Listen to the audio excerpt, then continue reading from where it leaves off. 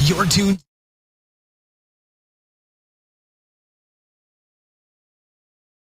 Broadcasting from the Phoenix Convention Center in Phoenix, Arizona. You are tuned in to Sideline Sports Talk Network's The W Show on 100.1 FM Kansas City. Brought to you by Gates Barbecue, The Soul of Santa, the Negro Leagues Baseball Museum, FPS Security, 55 Creative, Phenomenal Kids Childcare Learning Center, Derrick Thomas Neal Smith III and Long Foundation, KC WeSpin 360, Walls Real Estate, and Dillard's Zona Rosa. Playtime mode is the big league. Go. Playtime mode is the big league. Go. Playtime mode is the big league. Go. Playtime mode is the big ring. Go. Back in on Radio Row from Super Bowl 57, live in Phoenix, downtown Phoenix is where we are. Another beautiful day. We have a guest that Chiefs fans know all too well. Lights out, Sean Merriman, a former 3-time Pro Bowl NFL linebacker. Most Chiefs fans will know him from his days with the Chargers. How you doing, man? I'm doing well, man. How about yourself? Pretty good. Now, what brings you to Radio Row, my man? This is like my 30th year. You know, I started coming back when I was playing because I always wanted to get in the media on the media side. Yeah. So, I mean, what better reps can you get by being on Radio Row? Yeah, right? And so it kind of actually launched my media career because I was doing it so much, and I caught the eyes of my first show that I got onto when I retired was NFL Network, and I was coming to the Radio Row. And I was doing stuff with them, and I went over to Fox Sports and then ESPN. So I, for any player, when I talk to them, I'm like, y'all better get to Radio Row and start doing this media stuff. And also, if you got things to promote, it's good to be seen and get it out there. What is it about media that's so like attractive to you? Because for you being a guy, like, football is very physical. Yeah. It's the action in it, but then media is a totally opposite side of that.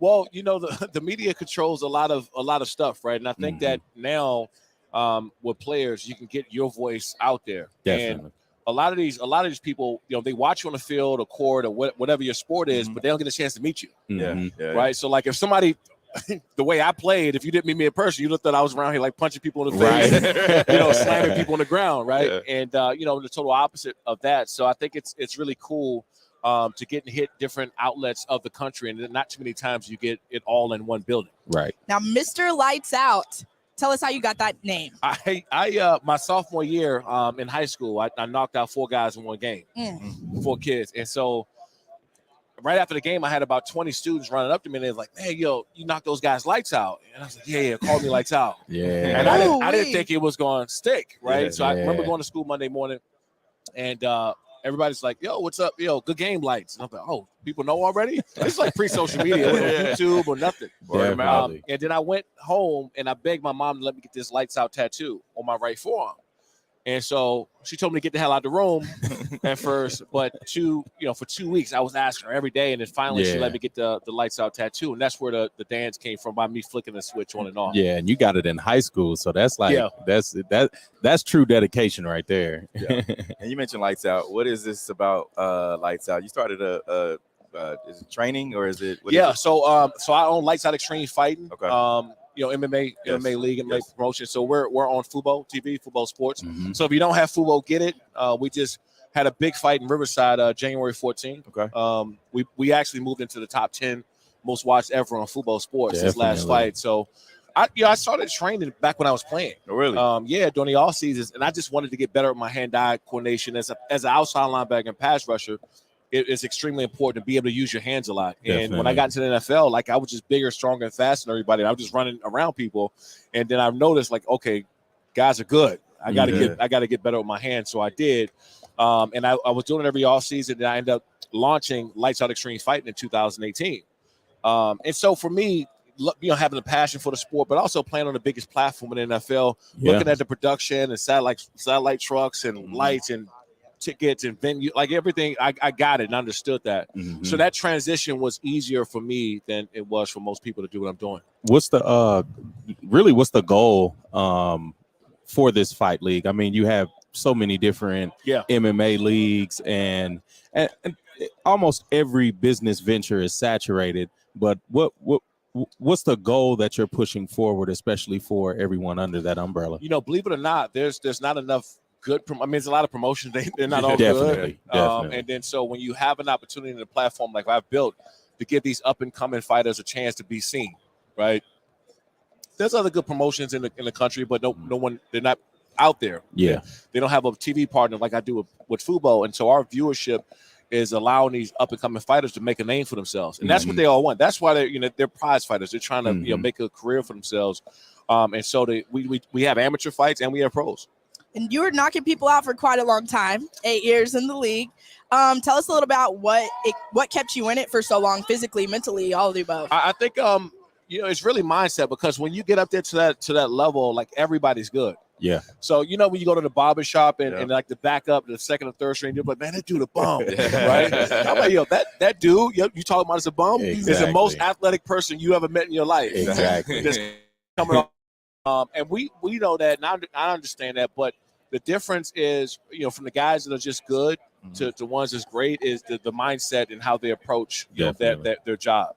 I think you do a good job of promotion because, of course, I talk to you on social all the time, but you always talk about sign him up. Sign him up. Any fight video that y'all see, you see it on his page. Sign him up. What's with that, man?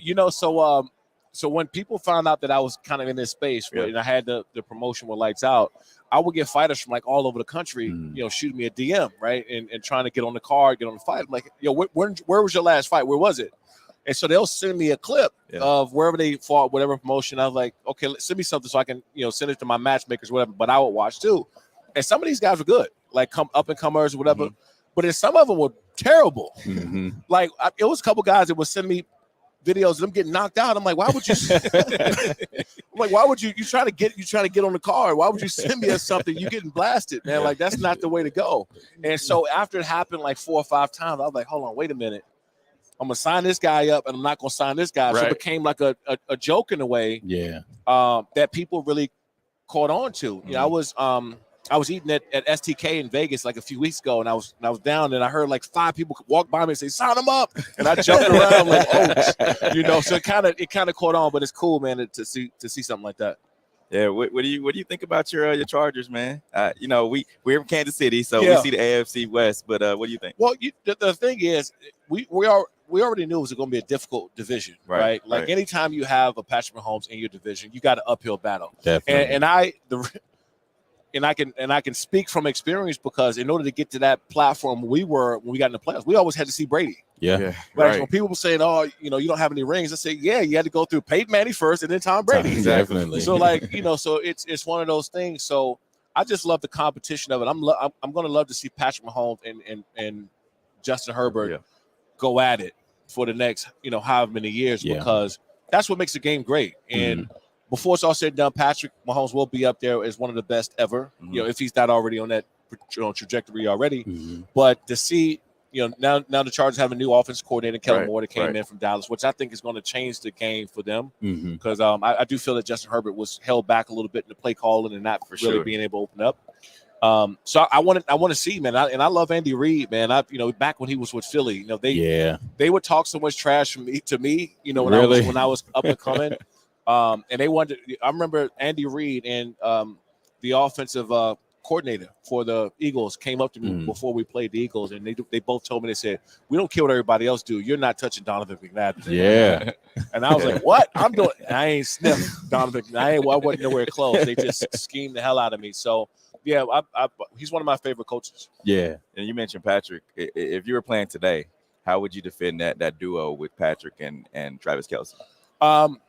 It's difficult because. And I had to see it every day in practice with Phillip Rivers and Antonio Gates. Right. So I look at that. Obviously, Patrick is athletically and gifted than Phil was, but as far as that tandem, I've seen it every day and watch these guys work. And sometimes I would think that I know that play wasn't drawn up, but they know each other so well. And that's what you have with Travis Kelce and Patrick. That these guys, when they start running option routes or whatever, you see them find ways to get open. You know that play wasn't drawn up that way. And so when you have 2 guys like that, that's going to be around for a long time. I mean, Travis Kelce also, he'll go down as one of the best to do it when it's all said and done. I think he'll squeeze in that top 5 somewhere, top 4, top 5 tight ends when he gets done. Yeah. Now, what do you think about the game on Sunday? Look, I picked against Patrick Mahomes last week, and it was a terrible mistake. But I'm going to tell you why, because that high ankle sprain that he had, I've had that before. Oh yeah. And people don't understand the mildest of what he had is a 2 to 4 week deal. It's at least 2 weeks. Yeah. Before you do anything. I remember walking around in the walking booth for a week and a half, and I didn't start jogging and running for 2 weeks. So I was thinking in my head, I said, there's no way he's going to be able to be efficient and effective this game. There's no way. And there was a way, right? Yeah. And so when not only did he battle through it, but he was playing without his starting guys. Right. His wide receivers went down. And not only that, he iced the game and finished it off by using his legs. I said, okay, this dude's next level. The only difference is this week, they're playing the best team in football. Right. And I'm not just saying record or anything. I'm talking about all 3 phases, every single position. You look at when a team is this great, like who's that one guy? Who's that weak link that we can go after? They don't have a guy where you can say, okay, we're going to single him out and we're going to do whatever on him. They don't have that guy. And also you have a 9 or 10 rotating defensive front. Yes. Like people don't understand. Like that is crazy. Yeah. When you got a Hall of Famer, potential future Hall of Famer, and an All-Pro, Pro Bowler coming off the bench as a second string. Yeah. That to me is really hard to defend, and that's why they led the league in sacks. Yeah, definitely. So I'm going. I got to go with the Eagles. You were doing so good until then. I know. If Patrick Mahomes, listen, the only reason why is because of Patrick and Kelsey. Yeah. Right. And Chris Jones and Frank is my boy. With those two, they're great, but the problem is that they're not going to be able to pin their ears back and go until the game gets out of hand. If it gets out of hand, then I can Frank, Clark will go out there and make big plays. Chris Jones will go out there and make big plays. But you got Jalen Hurts' legs, and he can run at any time, so it causes the pass rush to be slow. And I hated playing against guys like that because you couldn't just go. Yeah. So if they win, I'll never pick against them again, other than when they play the Chargers. Yeah, that's it. That's the only time. And I held the same belief with Tom Brady, like because it was tough to pick against him because he always pulled out the win so much. I just want to transition back to the fight league because you talk about the sign them up and how popular that is. Is there guys that want to spar you at some points? I do.